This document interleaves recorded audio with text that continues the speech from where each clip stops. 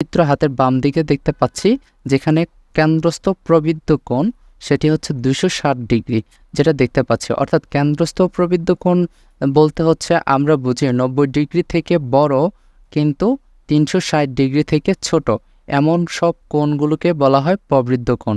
তো যেখানে আমরা দেখতে পাচ্ছি 260 ডিগ্রি হচ্ছে 360-এর চেয়ে ছোট, তাহলে এখানে কোণ তৈরি করেছে এম ও এল, অর্থাৎ এই এম ও এল এর যে এই অংশটুকু এখানে একটা প্রবৃদ্ধ কোণ তৈরি করেছে যেটা হচ্ছে 260 ডিগ্রি।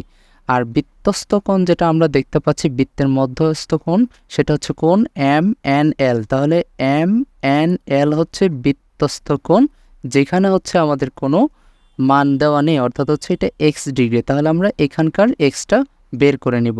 তাহলে আমরা বলতে পারি যে 2 into M N L equal হচ্ছে কোণ এম ও এল, অর্থাৎ বিপরীত। আমরা যেটা